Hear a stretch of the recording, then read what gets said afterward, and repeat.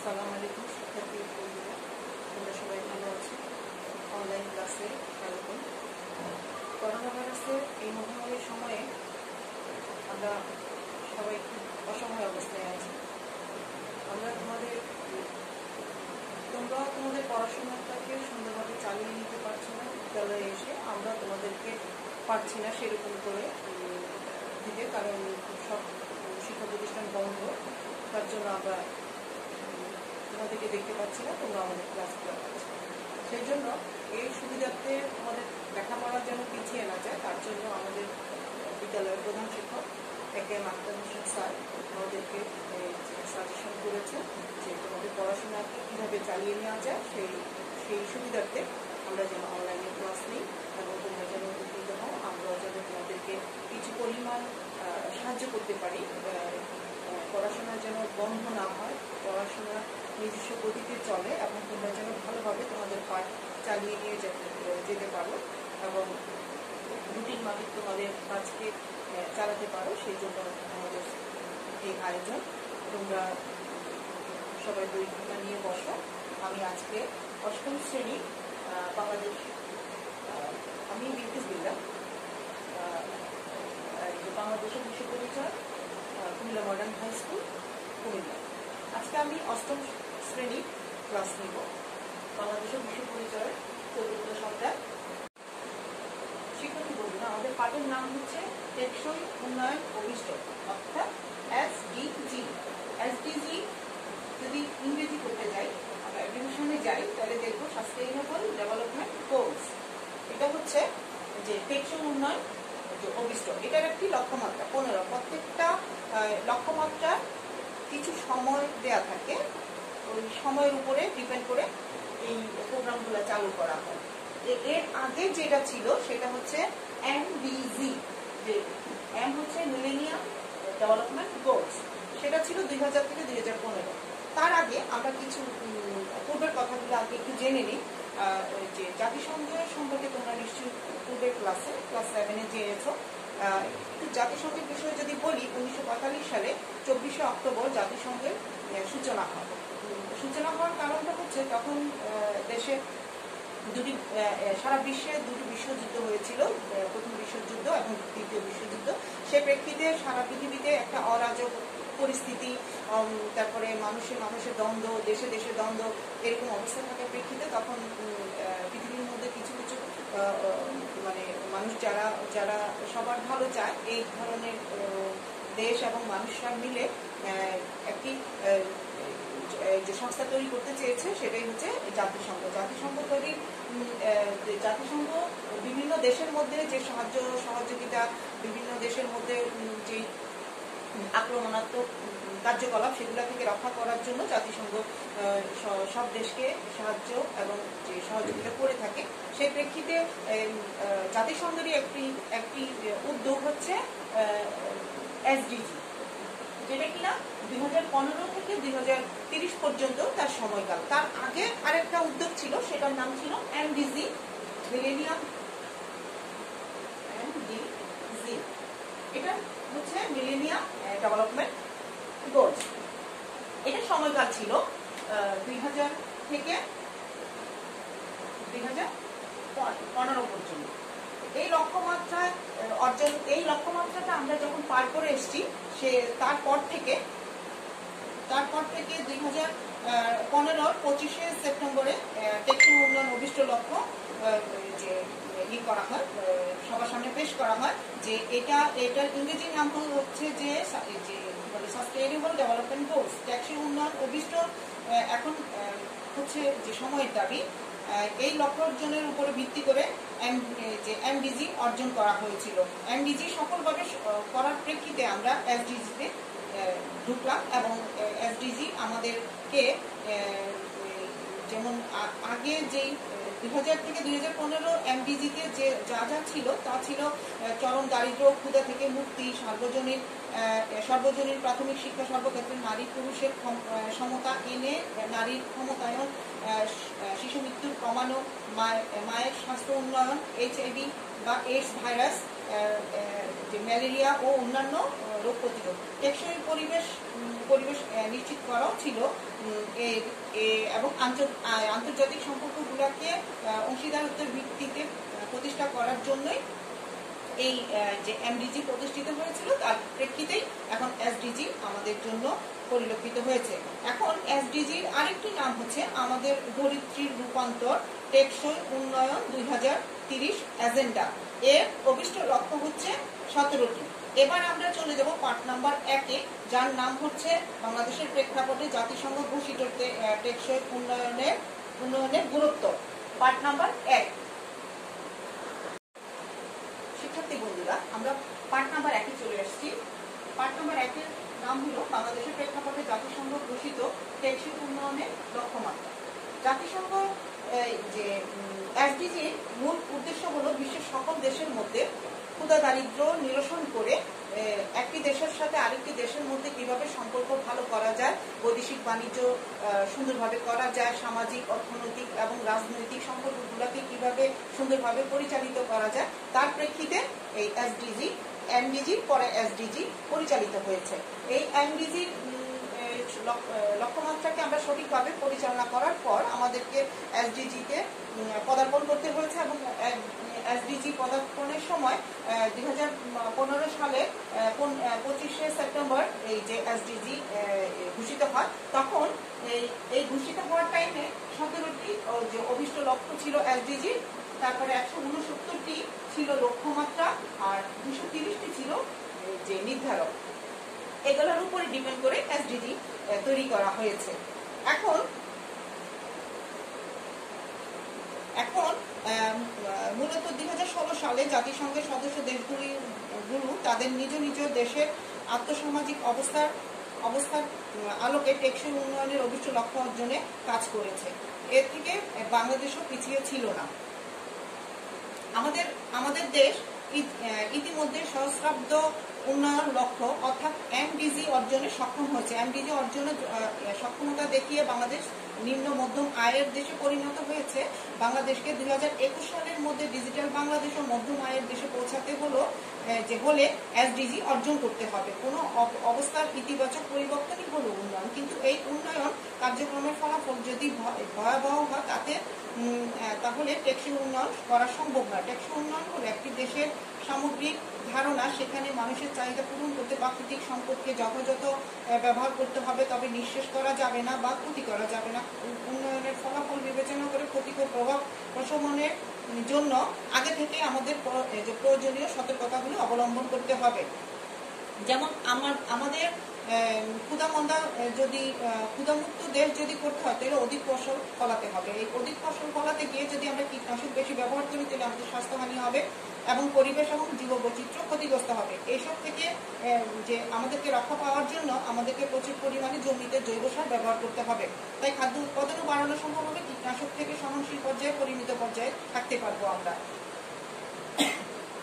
সবার জন্য যে টেকসই ভবিষ্যতের কথা চিন্তা করে আমাদেরকে এমনভাবে চলতে হবে, অর্থনৈতিক প্রবৃদ্ধির মাধ্যমে সামাজিক অসমতা কমিয়ে আনতে হবে। দ্রুত নগরায়ণ প্রক্রিয়ার সাথে সাথে পরিবেশ বান্ধব নগর জীবন গড়ে তুলতে হবে।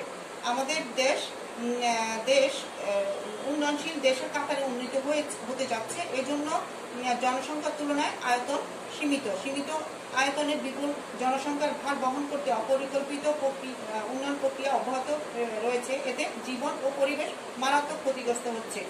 বাংলাদেশ যদি এসডিজি অর্জন করতে সক্ষম হয় তাহলে যে সুফলগুলি আসবে তা হলো, নাম্বার 1, সকল পর্যায়ে দারিদ্রতার অবসান হলে সমাজে ধনী দরিদ্র বৈষম্য কমে আসবে। রাষ্ট্রের জনগণের মৌলিক চাহিদা পূরণে যে নিশ্চয়তা বিধান করবে। 1। 2 নম্বর হচ্ছে টেকসই কৃষি ব্যবস্থা বাস্তবায়িত হলে আমাদের পুষ্টি চাহিদা পূরণ হবে এবং আমরা কর্মঠ ও সুস্বাস্থ্যের অধিকারী হব, ক্ষুধা মুক্ত হয়ে দক্ষ ও সম্মত জনশক্তিতে পরিণত হব। নাম্বার 3, গুণগত শিক্ষা নিশ্চিত হলে সকলে সচেতন হবে এবং এই সচেতনতা এদেশের নাগরিকদের বহুমুখী সমস্যা সমাধানের ভূমিকা রাখবে। 4, টেকসই উন্নয়ন প্রক্রিয়া অব্যাহত থাকলে জেন্ডার সমতা বিধান, সুপেয় পানি ও পয় নিষ্কাশন, জ্বালানি সংকট নিরসনে নবতর উদ্ভাবন, কর্মসংস্থানের সমতা ও সুযোগ সৃষ্টি নিশ্চিত হবে। এর ফলে অর্থনৈতিক উন্নয়নে ভারসাম্য আসবে। নাম্বার 5, অবকাঠামো যে বিনির্মাণ, প্রাকৃতিক সম্পদ সংরক্ষণ, জলবায়ু পরিবর্তনের বিভিন্ন পদক্ষেপ গ্রহণ এবং পৃথিবীর অন্যান্য দেশের সাথে সক্ষমতা অর্জন করতে হবে। বিশেষ করে জীবজগতের মধ্যে ভারসাম্যপূর্ণ অবস্থা এবং প্রাকৃতিক বৈচিত্র্য, জীববৈচিত্র্য অক্ষুণ্ণ থাকবে। 6 নম্বর, কাঙ্ক্ষিত নগরায়ন, উৎপাদন ও ভোগের মধ্যে ভারসাম্য রেখে সামাজিক ন্যায় বিচার ও সুশাসন, বৈশ্বিক অংশীদারিত্ব ও সহযোগিতা প্রভৃতি বিষয়গুলো এখানে উন্নয়ন কর্মকাণ্ডে অগ্রাধিকার পাবে। পাশাপাশি নাগরিকদের বহুমুখী সমস্যা সমাধানের সমন্বয়ের ভিত্তিতে কাজ করা যেতে হবে। সবচেয়ে বড় কথা হলো যে আমরা যদি এইসব লক্ষ্যমাত্রা, অভিষ্ট লক্ষ্যমাত্রাগুলা এবং যেই 6টি কারণ আমি এখন পড়লাম সেগুলা যদি আমরা সঠিকভাবে আমাদের দেশের জন্য আমরা পূরণ করতে পারি সচেতনতার সাথে, তাহলে সমস্ত নাগরিক আমরা আমাদের যে এসডিজি কে পুরোপুরি ফিল আপ করতে পারবো এবং আগামী 2030-এর ভিতরে আমরা আমাদের মধ্যম আয়ের দেশে পরিণত হতে পারবো। আর এই যেই সুফলগুলো আমরা যে ধনী দরিদ্রের মধ্যে যে ভেদাভেদ, তারপরে টেকসই কৃষি ব্যবস্থা, কারণ আমাদের আয়তন দেশের জনসংখ্যার তুলনায় আমাদের আয়তন কম, সেই কম আয়তনের যে থেকে জমি থেকে আমরা কি পরিমাণ সুবিধা গ্রহণ করতে পারবো, সেইভাবে আমরা আমাদের কৃষিকে যে এগিয়ে নিয়ে যেতে হবে, যেন আমরা কোনো ফসল ফলানোর জন্য আমাদের যেন কোনো ব্যাহত না হয় এবং একটা জমিতে আমরা জৈব সার ব্যবহারের মাধ্যমে আমাদের যে উন্নয়ন, খাদ্য সংকট থেকে যদি আমরা রক্ষা পেতে চাই, সেখান থেকে আমাদেরকে খাদ্য উৎপাদনের দিকে নজর দিতে হবে এবং এই নজরের প্রেক্ষিতে আমরা আমাদের যে এসডিজির লক্ষ্যমাত্রা সঠিকভাবে তৈরি করতে পারব। বন্ধুরা, এবার আমরা পার্ট নাম্বার 2-এ চলে আসছি। পার্ট নাম্বার 2-এর নাম হলো টেকসই উন্নয়ন অভিষ্ট অর্জনে করণীয়। এখন এই পার্ট নাম্বার 2-এর প্রেক্ষিতে আমাদের দেশে পরিবেশের অবয়ব হচ্ছে 2 প্রকার। একটি হচ্ছে প্রাকৃতিক, আরেকটি হচ্ছে সামাজিক। প্রাকৃতিক পরিবেশের মূল উপাদান হচ্ছে মাটি, পানি, বায়ু ও আলো। এই 4টি উপাদান ছাড়া আমরা চলতে পারি না, কারণ মাটি তো আমাদের লাগেই। মাটিতে বসবাস, ক্ষেতের ফসল, যাবতীয় যত কার্যক্রম সবকিছু মাটিতে। পানি ছাড়া জীবন অচল, পানি আমাদের লাগবেই। বায়ু, আমরা শ্বাস প্রশ্বাস গ্রহণ করতে হবে, নিতে হবে, অক্সিজেন নিতে হবে, কার্বন ডাইঅক্সাইড ছাড়তে হবে। তারপর হচ্ছে আলো, সূর্যের আলো ছাড়া, সূর্যের আলো যখন উঠে তখন দিন, আর সূর্যের আলো যখন থাকে না তখন রাত হয়ে যায়। এবার চলে যাবো আমরা সামাজিক পরিবেশের ক্ষেত্রে। ধর্ম, বর্ণ, কৃষ্টি, সংস্কৃতি, অর্থনৈতিক ব্যবস্থা ইত্যাদি এইসব জিনিস হচ্ছে সামাজিক পরিবেশের উপাদান। এইসব একটি ছাড়া অন্যটি আমাদের ক্ষেত্রে যায় না, কারণ ধর্ম যেমন দরকার আছে, বর্ণ আছে, কৃষ্টি আছে, সংস্কৃতি আছে, অর্থনৈতিক অবস্থা ইত্যাদি সবকিছু একটা দেশের উন্নয়নের লক্ষ্যমাত্রার দিকে কাজ করে। আবার যদি আমরা একটু যাই, টেকসই উন্নয়ন যেহেতু আমাদের লক্ষ্যমাত্রা যেতে হবে, সেই জন্য এই লক্ষ্যমাত্রা অর্জনের জন্য টেকসই উন্নয়নের প্রধান ক্ষেত্রগুলি হচ্ছে 3টি। প্রথম হচ্ছে অর্থনীতি, তারপর হচ্ছে পরিবেশ, তারপর হচ্ছে সমাজ। অর্থনীতি হচ্ছে একটা দেশের অর্থনৈতিক অবস্থার উপরে ডিপেন্ড করতেছে তার উন্নয়ন। আমরা এখন নিম্ন মধ্যম আয়ের দেশে প্রবেশ করেছি যে এমডিজি ক্ষেত্রে। এখন এসডিজি যেহেতু হয়েছে, এখন আমাদের লক্ষ্যমাত্রা হচ্ছে মধ্যম আয়ের দেশে প্রবেশ করা। সেই জন্য আমাদের অর্থনীতিকে খুব গতিশীল হতে হবে এবং গতিশীলতার মাধ্যমে আমাদের রোগ ব্যাধি শিক্ষা ব্যবস্থা, কারিগরি শিক্ষা এবং খাদ্য উৎপাদন, অল্প জমিতে কি পরিমাণে অধিক পরিমাণে খাদ্য উৎপাদন করা যায় সেসব লক্ষ্যমাত্রা আমাদের অর্জন করতে হবে, তবে আমাদের অর্থনীতি স্বাবলম্বী হবে। তারপর পরিবেশকে দূষণের হাত থেকে রক্ষা করতে হবে, কারণ আমাদের 17 কোটি প্লাস জনগণের মধ্যে যে পরিবেশ যদি আমাদের পক্ষে না থাকে তাহলে আমরা সবাই অসুস্থ হয়ে যাব। যেমন এখন যে অবস্থা সারা বিশ্বের মধ্যে করোনা বিরাজ করেছে, এই করোনা মানুষকে কি পরিমাণ কষ্ট দিচ্ছে তোমরা সবাই, আমরা সারা বিশ্বের সবাই এখন এটা হাড়ে টের পাচ্ছি। সেই জন্য আমরা পরিবেশকে কিভাবে সুন্দরভাবে রাখা যায় সেদিকের দিকে আমরা নজর দিব। আবার সমাজ তো অবশ্যই আমাদের সবার সমাজের দরকার আছে।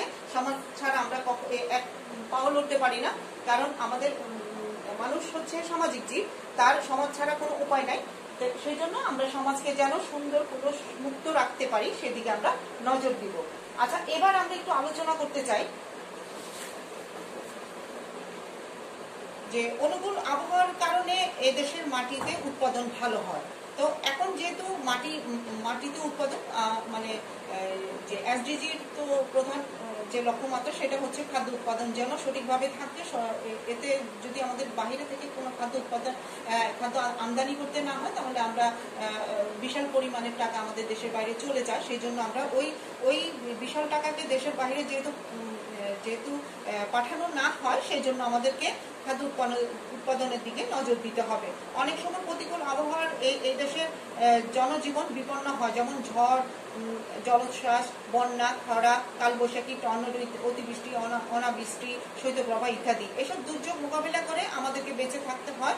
মানুষের জীবনযাত্রার পরিবর্তন, ক্রমাগত প্রযুক্তি নির্ভর উন্নয়ন, ভোগ বিলাসিতা, সভ্যতার অগ্রগতির কারণে জলবায়ু তার স্বাভাবিক বৈশিষ্ট্য হারাচ্ছে। এতে পৃথিবীর উষ্ণতা বেড়ে চলছে এবং গ্রিন হাউস প্রভাব আমাদের মোকাবিলা করতে হচ্ছে। শুধু তাই নয়, জলবায়ু পরিবর্তনের ফলে প্রাকৃতিক পরিবেশের ভারসাম্য নষ্ট হচ্ছে, মানুষ ও প্রাণীকুল ক্রমশ বিপন্ন হয়ে পড়েছে। এই অবস্থা ঠেকাতে আমাদের পরিবেশ সংরক্ষণ, টেকসই প্রযুক্তি খুঁজতে হবে। এই জন্য প্রকৃতিকে ধ্বংস করে নয়, বরং তার বৈশিষ্ট্য অক্ষুণ্ণ রেখে প্রাকৃতিক ও সামাজিক পরিবেশকে কিভাবে সুন্দর করে গড়ে তোলা যায় সেটা আমাদেরকে তৈরি করতে হবে। উদাহরণ হিসেবে বলা যাচ্ছে, আমাদের প্রাকৃতিক সম্পদের অন্যতম উৎস হচ্ছে বনভূমি। দ্রুত নগরায়ন, জনসংখ্যা বৃদ্ধির সাথে সাথে এই বিপুল জনসংখ্যার চাহিদা মেটাতে বাড়িঘর নির্মাণ, আসবাবপত্র, জ্বালানি, সংস্থানের বন উজাড় করা হচ্ছে।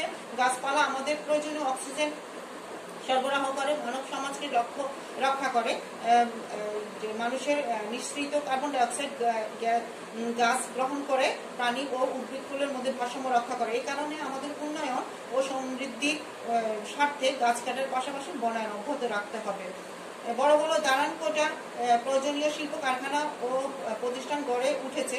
এগুলো গড়ে উঠলেই তাকে টেকসই শহর বলা যাবে না, কারণ সুপরিকল্পিত বনভূমি, সুপেয় পানি, পরিশুদ্ধ জলাশয়, উন্মুক্ত খেলার মাঠ, পার্ক, পয় নিষ্কাশন ব্যবস্থা ইত্যাদি গড়ে তুলতে হবে। তবেই একটা জাতি সুন্দরভাবে গড়ে উঠতে পারে। শহরের সমাজ ব্যবস্থা গ্রাম থেকে ভিন্ন।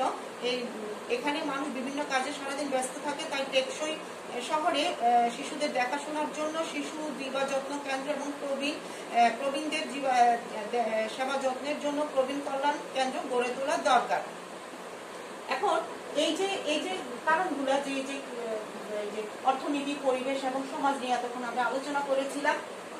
সমাজের পরিবেশ যদি ভালো না থাকে, আমাদের শিশুরা, আজকের যে শিশু, সে আগামী দিনের জন্য ভবিষ্যৎ। তাকে যদি আমরা সুন্দরভাবে গড়ে তুলতে না পারি তাহলে আমাদের সমাজটা ঠিক থাকবে না। আমাদের সমাজ ঠিক না থাকলে আমাদের পরিবেশ ঠিক থাকবে না। আমাদের পরিবেশ ঠিক না থাকলে আমাদের অর্থনৈতিক উন্নয়ন ত্বরান্বিত হবে না। সেই জন্য শিশুকে যেভাবে হোক তাদেরকে খেলার জন্য মানসিক বিকাশ তৈরি করতে হবে। বিদ্যালয়তে অবশ্যই সেখানে সে শিক্ষা গ্রহণ করার ফলে সে ভালো জাতি হিসেবে তৈরি হতে পারবে। আর পাশাপাশি আমাদের যে প্রবীণ মানুষগুলো আছে তাদের জন্য যে সেবা যত্ন কেন্দ্র সেগুলো গড়ে তুলতে হবে, এবং আমাদের শিশু যে সেবা যত্ন কেন্দ্র সেগুলোতে যেন মায়েরা তাদের বাচ্চাদেরকে সেখানে রেখে যেন নিশ্চিতভাবে কাজ করতে পারে। তাদের দৈনন্দিন যে কার্যক্রমগুলো আছে সেগুলোকে যেন সঠিকভাবে পরিচালিত করে তারা অর্থনৈতিক উন্নয়নে যেন অবদান রাখতে পারে, সেদিকে আমাদেরকে সজাগ দৃষ্টি দিতে হবে।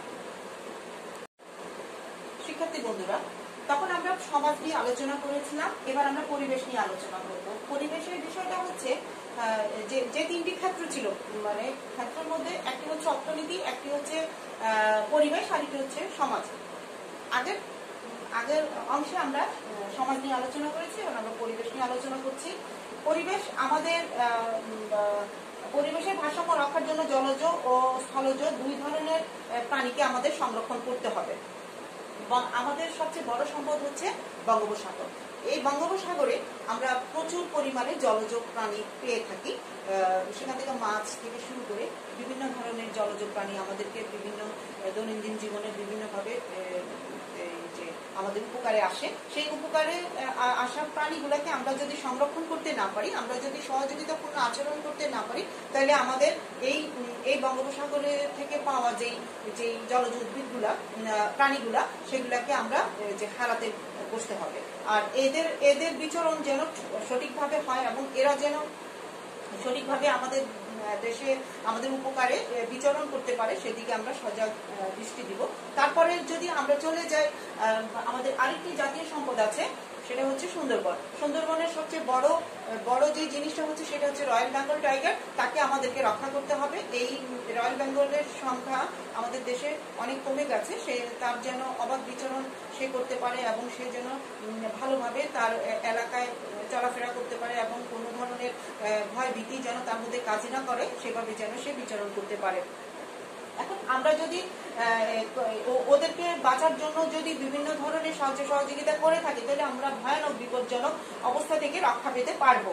এখন আমরা যদি আমাদের যে বঙ্গোপসাগরের যে জলজ উদ্ভিদ এবং জলজ জীব বৈচিত্র্যগুলাকে যদি সংরক্ষণ করতে পারি, তাহলে আমরা অর্থনৈতিকভাবেও স্বাবলম্বী হব, সামাজিকভাবেও আমরা ভালো থাকবো এবং পরিবেশগত দিক দিয়েও আমরা ভালো থাকবো।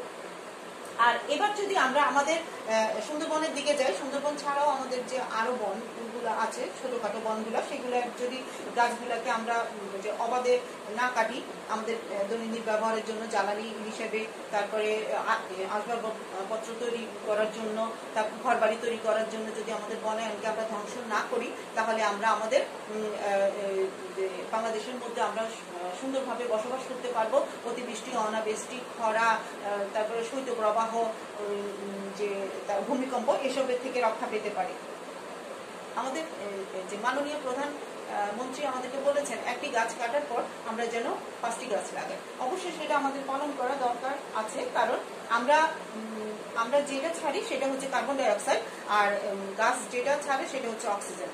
তাহলে আমরা যদি গাছ অবাধে কেটে ফেলি, তাহলে আমরা পৃথিবীতে যে কার্বন ডাই অক্সাইডের পরিমাণ বেড়ে যাওয়ার প্রেক্ষিতে আমাদের জনজীবন অতিষ্ঠ হয়ে যাবে এবং আমরা সবাই অসুস্থ হয়ে যাবো। একসময় আমরা অসুস্থ হয়ে মারা যাব। সেখান থেকে রক্ষা পাওয়ার জন্য আমরা আমাদের পরিবেশকে সুন্দর এবং সামাজিকভাবে সবুজময় করার জন্য আমরা বনায়ন অবশ্যই করব।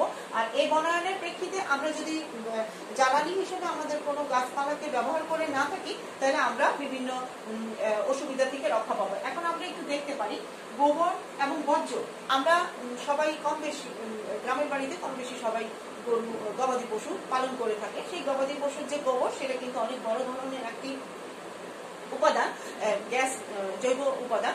কারণ এখানে এই গোবরের সাহায্যে কিছু কিছু মহিলা গ্রামে যে জ্বালানির জন্য, ওটা জ্বালানি হিসেবে ব্যবহার করার জন্য ওটাকে শুকিয়ে তারা ব্যবহার করে।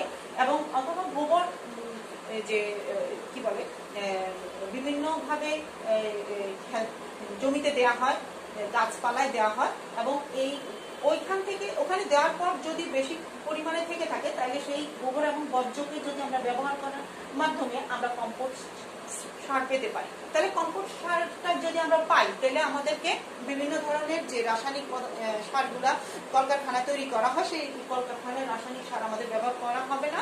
এবং এই সার থেকে যদি আমরা রেহাই পাই, তাহলে এই যে জৈব সারটা আমরা তৈরি করলাম, সেই জৈব সার যদি ব্যবহার করি, তাহলে আমাদের উৎপাদন বেশি হবে। সমাজের মধ্যে যে পরিবেশ দূষণ, সেই পরিবেশ দূষণ থেকে আমরা রক্ষা পাবো এবং আমাদের জীব বৈচিত্র্যের মধ্যে যে ধ্বংসটা আসার কথা, সেই ধ্বংস থেকে আমরা রেহাই পাবো। তারপরে এখান থেকে আমরা উপজাত হিসেবে বায়োগ্যাস পাই। এই যে কম্পোস্ট সার যেখানে তৈরি হচ্ছে, সেখান থেকে অনেক বড় গর্ত করে কম্পোস্ট সারটাকে তৈরি করা হয়। তোমরা নিশ্চয়ই আগের ক্লাসে জানানো হয়েছে। এখন এই কম্পোস্ট সার তৈরি করার জন্য যে গর্তটা করা হয়, সেই গর্ত থেকে এক ধরনের গ্যাস বের হয়। সেই গ্যাস বের হওয়ার প্রেক্ষিতে সেটার পাশে একটা নল লাগায় উপজাত হিসেবে বায়োগ্যাস, ওই গ্যাসটা আসে। ওই গ্যাসটাকে দিয়ে জ্বালানি হিসেবে ব্যবহার করা হয়, রান্নার কাজে ব্যবহার করা, অথবা বিভিন্ন উৎপাদন কাজে আমরা ব্যবহার করতে পারি। এই যে আমাদের পরিবেশের উন্নয়ন এবং পরিবেশকে যদি আমরা সুস্থভাবে রাখতে পারি, সুন্দরভাবে রাখতে পারি, এবং আমাদের পরিবেশ যদি আমাদের জন্য পাথেয় হয়, তাহলে আমরা ভালো থাকতে পারবো পৃথিবীতে, এবং আমরা রোগ জীবাণু ছাড়া বসবাস করতে পারবে। একটা সময় তো সবাইকে মারা যেতে হবে, কিন্তু রোগ নিয়ে যেন কেউ মারা না যায় এবং রোগের প্রেক্ষিতে যেন কেউ গরিব না হয়ে যায়, অসহায় না হয়ে যায়, সেদিকে যদি আমরা দৃষ্টি দেই তাহলে আমরা অবশ্যই ভালো থাকবো। শিক্ষার্থী বন্ধুরা, আগের বার করেছিলাম সমাজ নিয়ে, এবার হচ্ছে তারপরে করেছি পরিবেশ নিয়ে, এবার হচ্ছে অর্থনীতি নিয়ে। আমাদের যে প্রধান 3টি লক্ষ্য, সেই লক্ষ্য লাস্টের অংশটা হচ্ছে অর্থনীতি নিয়ে। আমাদেরকে যদি বাংলাদেশে যদি অর্থনৈতিক ক্ষেত্রে যে ভালো অবদান রাখতে হয়, তাহলে আমাদের সর্বপ্রথম সর্বতোভাবে আমাদেরকে দারিদ্রতা হ্রাস করতে হবে।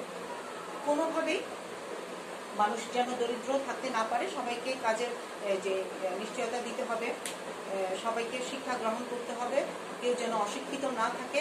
অশিক্ষিত জনগণ কোনো কাজেই আসে না, শুধুমাত্র ভোগ বিলাসেই তাদের জীবনটা ব্যয় হয়।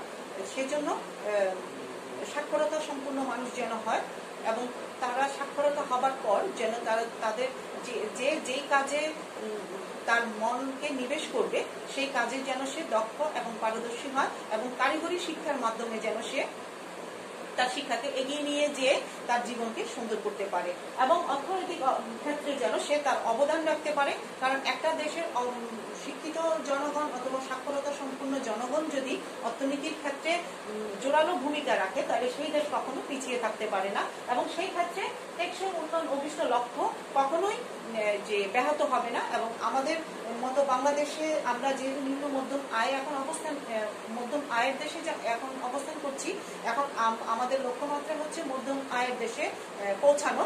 সেই জন্য আমরা যেন আমাদের মধ্যম আয়ের দেশে পৌঁছাতে পারি, সেই জন্য আমাদের সমস্ত জনগণকে তাদের যোগ্যতা অনুপাতে, তাদের শিক্ষা অনুপাতে, তাদের দক্ষতা অনুপাতে, তাদের কার্যকলাপ অনুপাতে তাদেরকে যেন আমরা সঠিকভাবে শিক্ষাটা দিতে পারি এবং তারা যেন এই সঠিক শিক্ষা গ্রহণের মাধ্যমে তারা তাদের জীবনকে সুন্দরভাবে নিতে পারে এবং তাদের অর্থনৈতিক ক্ষেত্রে দেশের মধ্যে অবদান রাখতে পারে, সেদিকে আমরা দৃষ্টি দেব। এই হলো আমার অর্থনীতি নিয়ে কথা।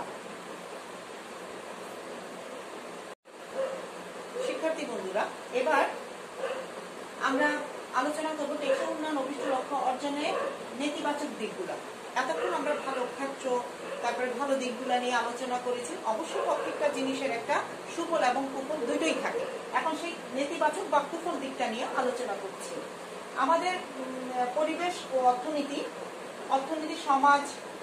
সমাজ 3টি বিষয় নিয়ে আমরা এখন আলোচনার প্রেক্ষিতে যে বিষয়গুলো আমার কাছে দেখা যাচ্ছে, সেটা হচ্ছে জেন্ডার সমতা। আমাদের দেশের সবচেয়ে বড় একটি সমস্যা। অন্য দেশে কি পরিমাণ অবস্থা বিরাজ করছে জানি না, তবে আমাদের দেশে একটু বেশি বিরাজ করছে। কারণ আমাদের দেশে নারী পুরুষের সমতা বিধানটা নিয়ে অনেক বেশি হইচই হয়। সেই জন্য সরকারেরও নারীদেরকে বিশেষভাবে যে তাদের কাজকে পরিচালিত করতে বিভিন্নভাবে সাহায্য করছেন। সেই জন্য আমাদের সমাজে যদি নারী পুরুষের ভেদাভেদটা যদি একেবারেই চলে যেত, তাহলে হয়তো মেয়েরা তাদের কাজের ক্ষেত্রে, ব্যবসার ক্ষেত্রে, চাকরির ক্ষেত্রে, পরিবারের ক্ষেত্রে, লেখাপড়ার ক্ষেত্রে তারা তাদের যোগ্যতা অনুযায়ী তারা তাদের কাজ দেখাতে পারত এবং অর্থনীতিতে তারা অনেক বড় একটি অবদান রাখতে পারত। এরপরে যদি আমরা যাই যে পিছিয়ে, মানে এমনিতে মেয়েরা পিছিয়ে আছে, তাদেরকে যেন পিছিয়ে পড়া থেকে রক্ষা করা যায়। তারপরে আছে শারীরিকভাবে প্রতিবন্ধী যে মানুষ আছে, তাদেরকে যদি আমরা বিভিন্নভাবে সহযোগিতা করে থাকি, তাদের জন্য বিভিন্ন বিদ্যালয় গঠন করে সেখানের মধ্যে তাদের যোগ্যতা অনুপাতে, মানে তাদের আকৃষ্ট এবং যোগ্যতা অনুপাতে যদি তাদেরকে শিক্ষা দেওয়া যায়, কারিগরি শিক্ষা, তাহলে তারা দেশে অবদান রাখতে পারবে।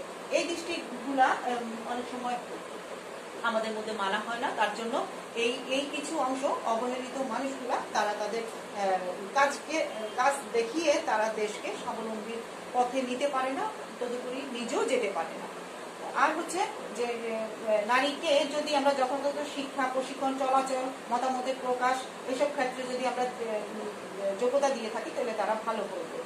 নিজের অবস্থান সম্পর্কে ভালো থাকবে তারা, এবং সুবিচার প্রতিষ্ঠার ক্ষেত্রে, কারণ অনেক ক্ষেত্রে দেখা যাচ্ছে যে নারীদেরকে তাদের সঠিক মূল্যায়ন করা হয় না, তার পরিবারে হয় না, তার সে যদি কোথাও কাজ করে থাকে সেখানেও তাকে সঠিক মূল্যায়ন করা হয় না। এসব মূল্যায়ন করা হয় না প্রেক্ষিতে সে অনেকটা পিছিয়ে থাকে। সেই যেন সঠিক বিচারটা পায় সেদিকে আমাদের সজাগ দৃষ্টি দেওয়া প্রয়োজন, এবং আরো অর্থনৈতিক, সামাজিক, রাজনৈতিক ও অর্থনৈতিক প্রতিষ্ঠানসমূহকে অধিকতর শক্তিশালী হতে হবে, এবং বিচার বিভাগ যেন সবার প্রতি সদয় দৃষ্টি জ্ঞাপন করে সেদিকে আমরা নজর দিব, এবং আমরা আমাদের বাংলাদেশকে সুন্দরভাবে যেন 2030-এর মধ্যে যেন আমরা SDG লক্ষ্যমাত্রা পূরণ করতে পারি সেদিকে আমরা সজাগ দৃষ্টি দিব। শিক্ষার্থী বন্ধুরা, এবার আমি টেকসই উন্নয়নের অভিষ্ট লক্ষ্য অর্জনের গুরুত্বপূর্ণ উপাদানগুলো নিয়ে আলোচনা করব।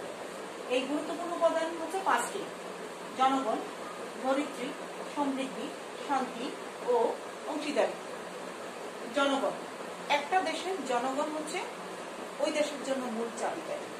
এই জনগণ যদি না থাকে, এই জনগণ যদি তার দেশের জন্য কোনো অবদান না রাখে, এবং সেই জনগণ যদি অসুস্থ, অশিক্ষিত হয়, তাহলে সেই দেশের উন্নয়ন কখনই সম্ভব নয়। সেজন্য এই জনগণকে কিভাবে সম্পদে রূপান্তরিত করা যায়, বোঝা হিসেবে না দেখে, অসম্মান হিসেবে না দেখে, অযোগ্যতা হিসেবে না দেখে তাদেরকে কিভাবে বোঝা থেকে সমৃদ্ধির দিকে নেওয়া যায় এবং উন্নয়নের দিকে নেওয়া যায়, এবং তারা যেন তাদের কাজ সুন্দরভাবে করে তাদের দৈনন্দিন চাহিদা মেটাতে পারে এবং সে যেন দেশের অর্থনীতিতে অবদান রাখতে পারে সেদিকে আমাদেরকে খেয়াল দিতে হবে। তারপর হচ্ছে ধরিত্রী।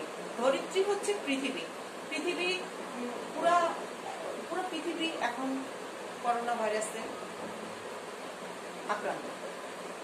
এখন পুরো পৃথিবীটাই এখন অস্থিরতার মধ্যে বসবাস করছে, কারণ এতদিন আমরা পৃথিবীতে শোনা যায় যে প্রতি 100 বছর পর পর নাকি বিভিন্ন ধরনের মহামারী আসে। সেই এক ধরনের মহামারী হলো যে করোনা ভাইরাস।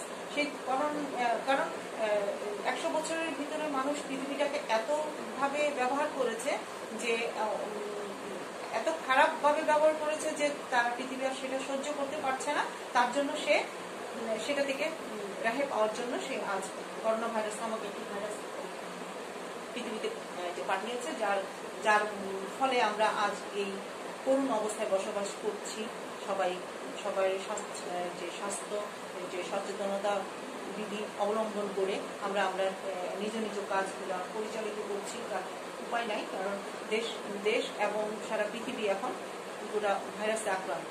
সেই জন্য এই পৃথিবীটাকে, আমাদের এই সুন্দর পৃথিবীটাকে আমরা কিভাবে সুন্দর করে রাখবো সেদিকে আমরা সজাগ দিব, এবং আমাদের সেই পরিমাণ সজাগ থাকতে হবে যেন পৃথিবী কোনোভাবে কলুষিত না হয়, এবং আমরা যেন পৃথিবী যে কলুষিত হওয়ার প্রেক্ষিতে আমরা যেন কোনো ধরনের রোগে আক্রান্ত না হতে পারি। তারপরে হচ্ছে সমৃদ্ধি।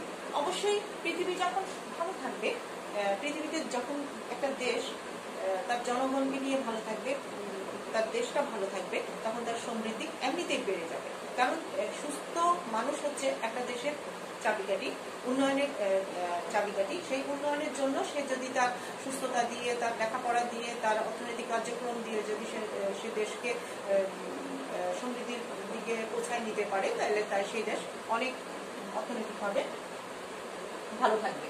তারপর হচ্ছে শান্তি।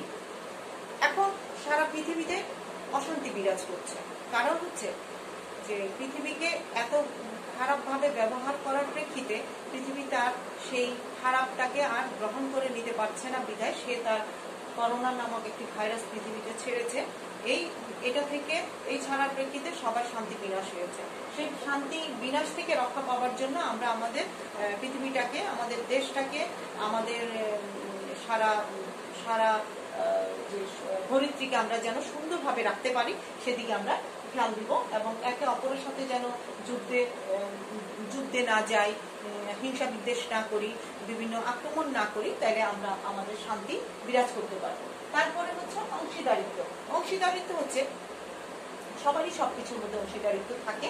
আর এই অংশীদারিত্বের প্রেক্ষিতে কারো অংশীদারের মধ্যে যেন খানা না দেওয়া হয়, তাকে তাদের প্রাপ্য তাকে সুন্দরভাবে বুঝাই দিতে হবে, সমতা বিধান করতে হবে নারী পুরুষে এবং ছোট বড় ধনী দরিদ্র সবার মধ্যে সমতা বিধান করার প্রেক্ষিতে এই অংশীদারিত্ব আমরা সঠিকভাবে পরিচালিত করতে পারবে। তবেই আমাদের পৃথিবী একটি সুন্দর দেশে পরিণত হবে এবং আমরা ভালো থাকবো। শিক্ষার্থী বন্ধুরা, এবার আমরা আসবো আমাদের টেকসই উন্নয়ন অভিষ্ট লক্ষ্য অর্জনে যে এসডিজির যে করণীয়, এসডিজি কেন করা হচ্ছে, সেই জন্য আমাদের কি কি লক্ষ্যমাত্রা ছিল সেগুলা নিয়ে এখন শেষ আলোচনাটা। এবং 2030-এর ভিতরে যে আমরা মধ্যম দেশের আয়ের দেশে পরিণত হব, সেই জন্য আমাদের কি কি করার আছে সেই যে জিনিসগুলোর দিকে একটু লক্ষ্যপাত করব। পঞ্চবার্ষিকী পরিকল্পনা।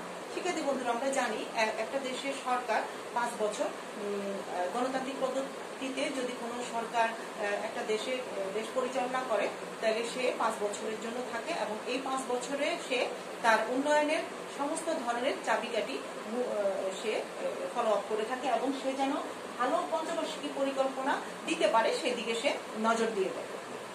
তারপরে যাব উৎপাদন, খাদ্য উৎপাদন বৃদ্ধি ও নিরাপত্তা। খাদ্য পঞ্চবার্ষিকী পরিকল্পনার ক্ষেত্রে সরকার তার যেই প্রধান যে উপাদানটুকু থাকে সেটা হচ্ছে খাদ্য উৎপাদন যেন সে সঠিকভাবে করতে পারে। তার দেশে যতগুলি জমি আসে সে যেন সবগুলি জমিকে ব্যবহার করতে পারে এবং জৈব সার ব্যবহারের মাধ্যমে সে যেন তার খাদ্য উৎপাদনকে সঠিকভাবে লক্ষ্যে নিতে পারে এবং নিরাপদ খাদ্য যেন সবাইকে দিতে পারে এবং একটা জমিও যেন বাদ না যায় সেদিকে দৃষ্টি দেয়।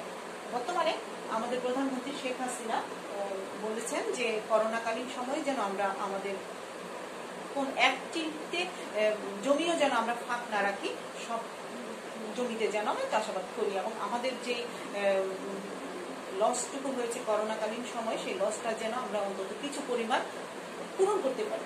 তারপরে যাব মাতৃ ও শিশু মৃত্যু হ্রাস।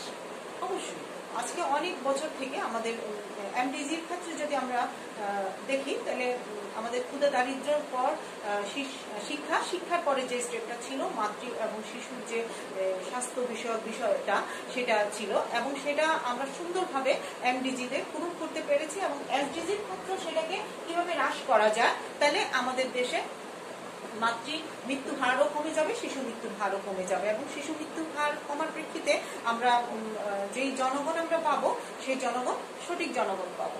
তারপরে হচ্ছে দূষণমুক্ত প্রাকৃতিক জলাশয় ও নিরাপদ পানি।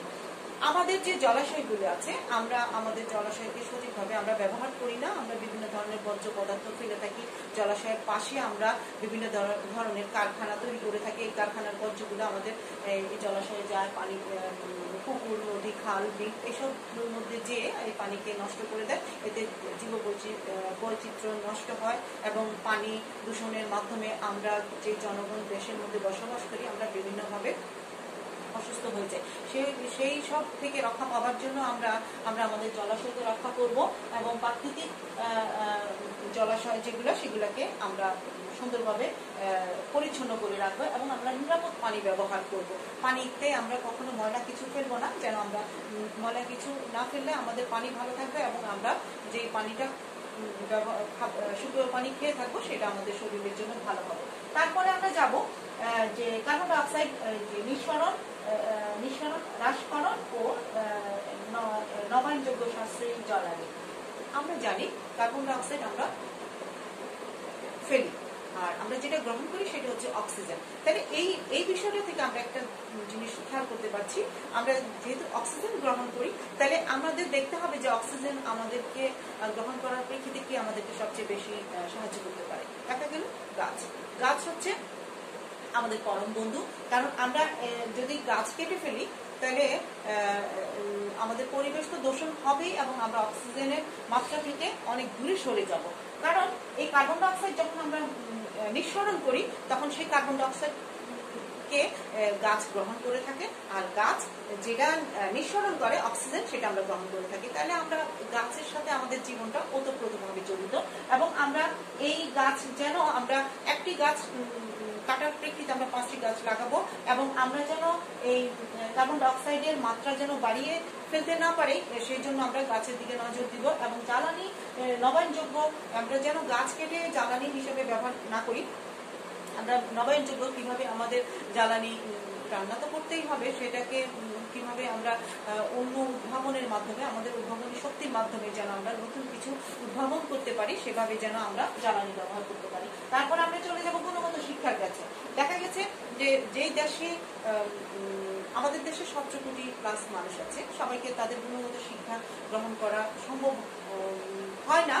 যারা যারা মানে অনেক বেশি আকারের শিক্ষা গ্রহণ করে থাকে তারা তো বড় অফিস বা বড় চাকরি করে, আর যারা সবাই পক্ষে তো অসম্ভব না যে উচ্চশিক্ষা গ্রহণ করা, যারা উচ্চশিক্ষা গ্রহণ করতে পারে না তাদেরকে গুণগত শিক্ষা বা কারিগরি শিক্ষা শিক্ষিত করতে হবে।